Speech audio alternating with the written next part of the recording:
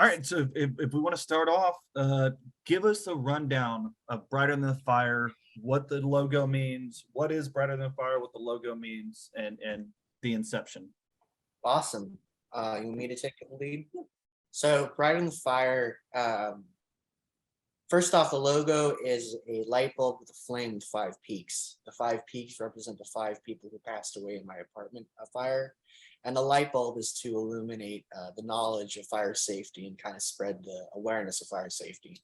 I think that the precipice of Bright on the Fire came when we were talking about how, the last time I think any of us really received any proper fire education, it was probably in elementary school. You probably saw Sparky the fire dog, learn stop, drop, and roll, the fundamentals. But beyond that, there really is no regrouping with fire safety or fire education until you reach the age of 65 and you go into a retirement home. So there's this gap between the ages of about 10 to 65, this 50-year gap where you don't learn anything. And I think those are the ages where you're the most vulnerable to be around a fire. That's when you're going to be in college and, go into a kickback. It's when you have kids and you're barbecuing with them underneath the patio. There's more vulnerabilities as you age with life, but it's never brought up or talked about again. So the idea and really the motivation for it is to re-educate the populace of things that they probably already know.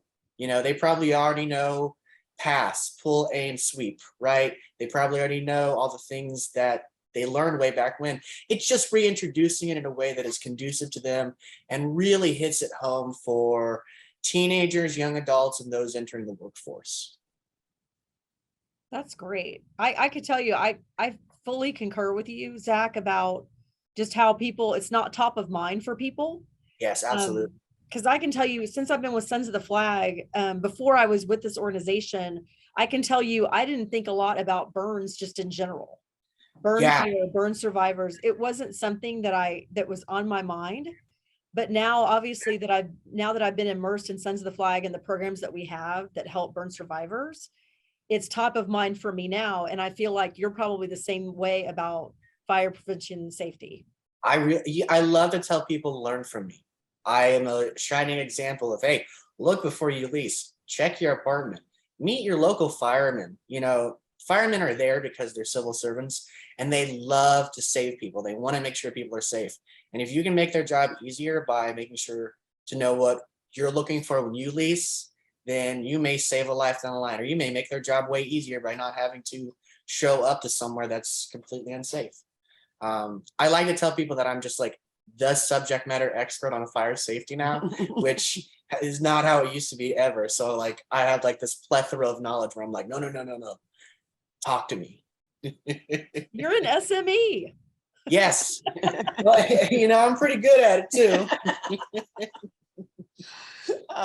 If I can interject on something that he said, it's another thing that we really want to bring awareness to, and that is the look before you lease, to educate these young adults to, before you lease an apartment, find out how safe that apartment is. Does it have firewalls?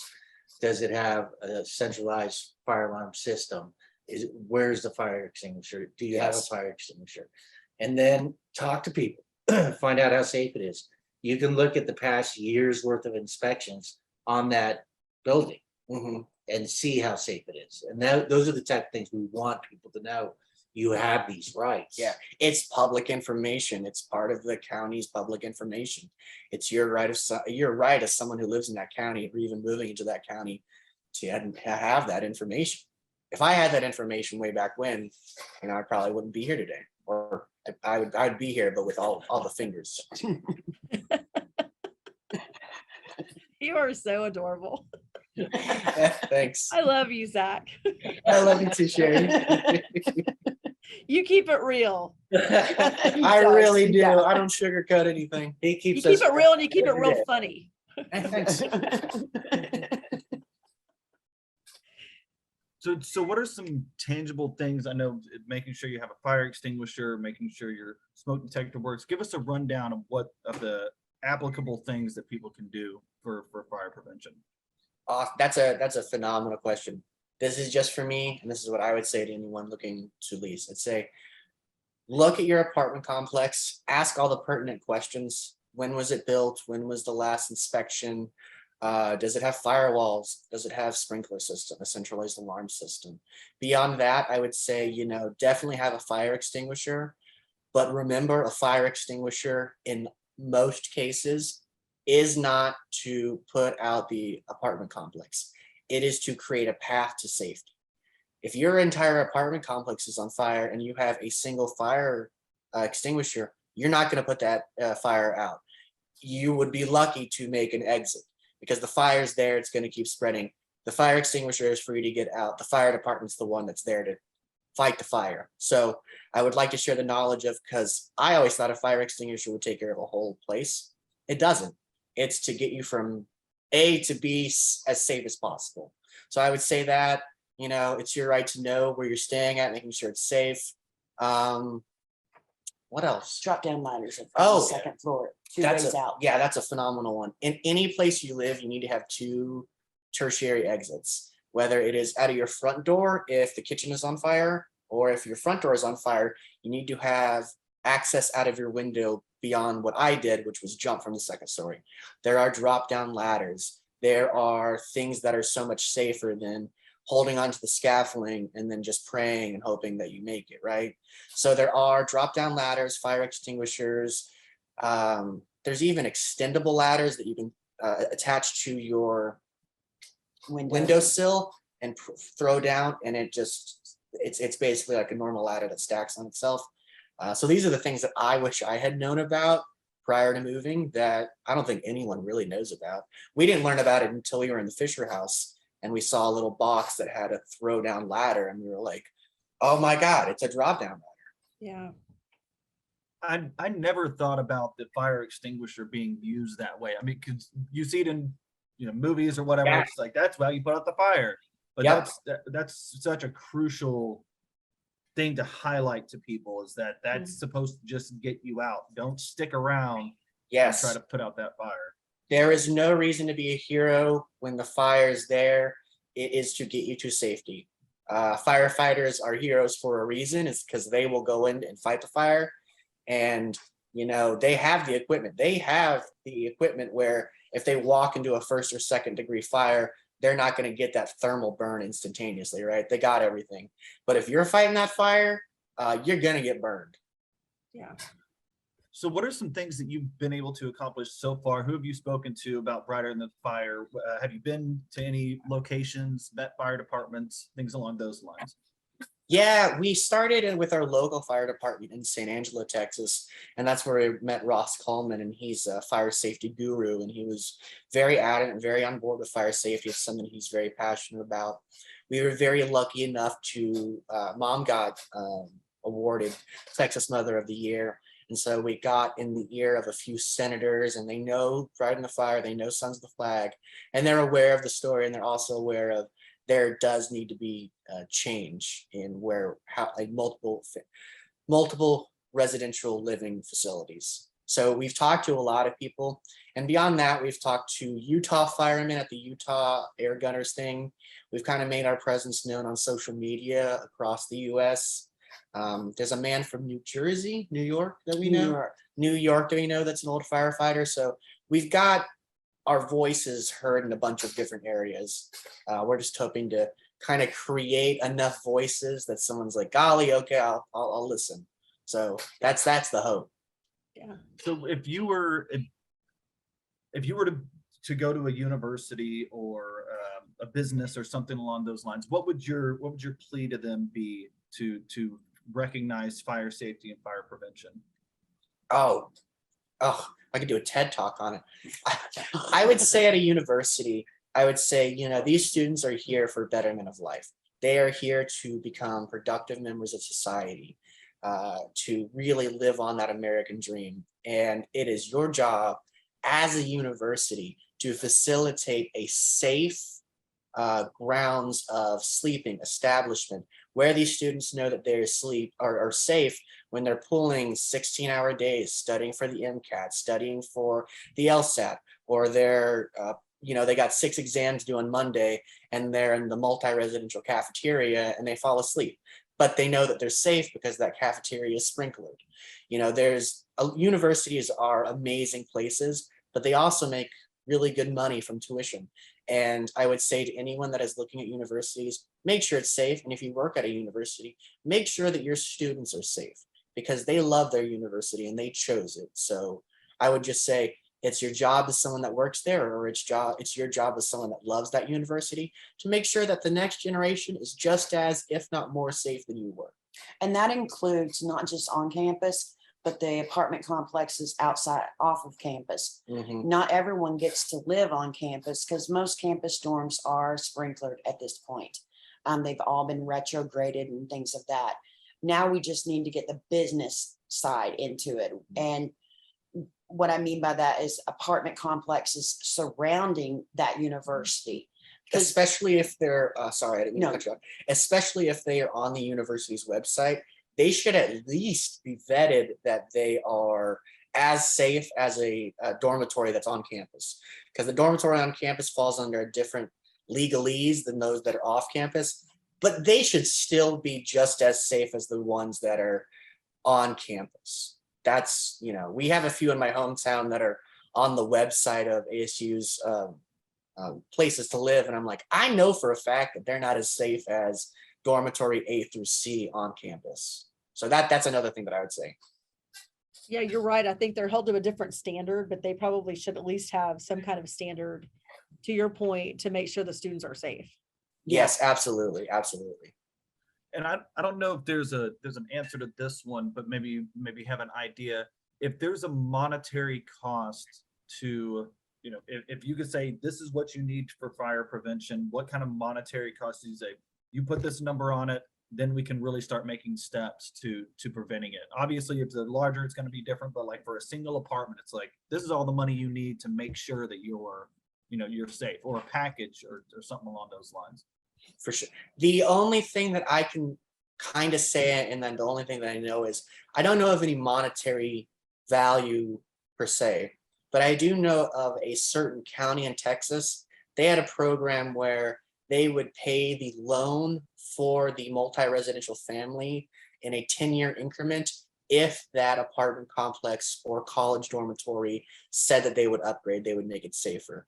It's a lengthy period, but with municipality powers and the powers that be in legislation, you can get that fast tracked and you can make it a lot safer, because you can make it a tax write-off and a tax credit for these universities. So instead of losing $20,000 to $100,000 to make the university safer, they can actually get the kickback of $20,000 to $100,000 to $150,000 if it's a property tax credit, and then you get money from the investment, as well as your university is appraised at a higher value. Same with apartment complexes too.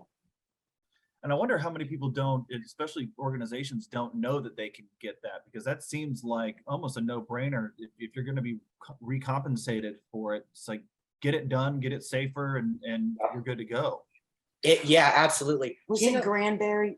Granbury, or it was outside of the Dallas area, but they basically said we had a historic district that almost went up in flames, but because they sprinklered the historic district and paid the 10-year fee for this place, their entire downtown was saved by a lit candle that was not being paid attention to. So this one building had an unlit candle in their historic district. Luckily, it was sprinklered about a month prior, and it saved their entire whole historical district, just with, a $10,000 installation fee plus, water and maintenance and blah, blah, blah. You save probably hundreds of thousands of dollars of tangible assets, and then non-tangible assets of continued money from the businesses running. That's I such an remember you awesome. telling us that. I think I remember. Yeah, it was incredible. Yeah, it was incredible, because they allowed the businesses to borrow the money from the city. It was a 10-year payback. It was a 10-year payback, no interest. And during that time, they went ahead and did the sprinklers. The people that owned the historical buildings were paying their stuff. But one person had a candle going in it in one of the buildings, and it caught fire. But luckily that sprinkler was there, and shut it down really quick and saved all of those buildings. But can you imagine if they wouldn't have had, Yeah. Then you you lose lose part of history. Yeah, you lose the history of that downtown, and then you lose, if there are any people that live in the downtown historical district, you may lose lives, and you can't put a dollar sign on that. Yeah. Well, If there's what would the process be to get y'all to come to speak at a university or at a fire department if a group wanted to reach out and say, we want to have something where Zach comes and communicates what he knows? Probably just like a few days notice, a week's notice would be perfect. If you can let us know that on like, hey, it's Sunday, we'd really like you to be here Friday to speak, I will get my suitcase packed by Monday, my toothbrush in there by Tuesday. I'll have a stinky breath on Thursday, but I'll be there. yeah, that's usually, the way we've done it, Landon, is it just goes through me and we kind of figure things out with that, because he's our burn survivor ambassador. So he's definitely in demand. And I know DJ, I know you've had some opportunities come up as well. So Yeah, we've been able to speak at a few conferences, the Texas Fire Marshal Conference, the Arson Conference. Burn Survivor Conference. Yeah. What was that, like 8 months ago? I think so. Yeah. A few little things. And any place that I go, I always have like the Sons of the Flag on my arm. And I'm like, hey, if you don't know, let me tell you about this awesome organization. And it's like my go-to speech now. People are probably like, oh, here comes Zach. We'll talk about Sons of the Flag again.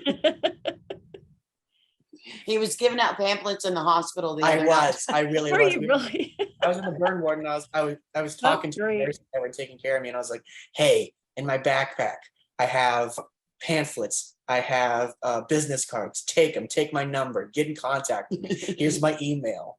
I was also flirting up a storm, so I was, doing that. Yeah, you know what's funny? I actually was talking to someone. Actually, I was talking about you earlier. I was gonna say your ear is burning because I was talking. No, seriously, it was at our event we just had Freedom with Friends here in Dallas a couple of weeks ago. I was talking to the auctioneer Wendy Lambert. Yeah, we had our wrap-up call earlier today, and we were talking about you and your family. You were talking about DJ and Karl and you. And she goes, man, I love that Zach. He's so good. She goes, what a great burn survivor ambassador. I said, yeah, he's a huge ham. Yeah, I really am. I said, he's fantastic. So your reputation's definitely getting around in a really good way. I love that. It's better than getting out in a bad way, right? Yes, but no, we really appreciate you taking the time today to talk to us about fire safety and prevention. And like I said, Landon's working on a bunch of social media for next week. Some and that's what I'm here for. and it's a good time. And I heard a lot of great sound bites, so I've got a lot to cut out from this. That's what I love to hear. If you need me to just talk to you, you can be my therapist. I'll pay you to listen to me next time. I like it. We can do that. We'll share. I'll take We'll you go up back on and that. forth. You better be careful. There's a lot that goes on in this noggin. So Perfect. No, I think the big thing is we don't want this to happen to another family. Yeah. And the chances are it could happen to anyone.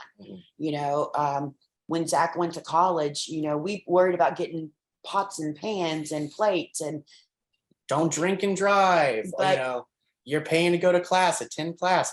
The last thing on anyone's mind is fire safety, right? That's just like everyone is so like, oh yeah, fire safety. I know if I'm in the kitchen cooking with grease, X, Y, and Z, but it's like when you move out, it's the last thing on your mind, especially for a young college student who, wanted to perfect the perfect beer stand or keg stand. That's so honest and so true. Yeah, isn't that true though? I couldn't shotgun a beer because I'd always spit up the last bit. So I was working on that more than I was working on fire safety. We're using that soundbite, just so you know. Absolutely. I hope you do. And as a parent, I am so proud. I'm so proud. That's not only 100% true, but that's awesome. That's so funny. Well, we love you guys so much. I can't even tell you. And we're so happy that you it was successful last week. And I love that your wound care isn't painful. Like when I hear that, like when I heard DJ say that last week, oh, we're going to wound care, to me, it always sounds like, oh God, I hope it's not going to be painful. But Yeah, I no. love that it's a positive thing now, right? Yeah, it was very positive. The doctors were great. I thought that the hand would be I thought, because the last time they worked on something, they did the It bone. was pretty exposed. Yeah, they did the bone fusion and it felt like a broken hand. So it was like in a lot of pain. It just feels like a really bad paper cut, you know? So it's not that bad.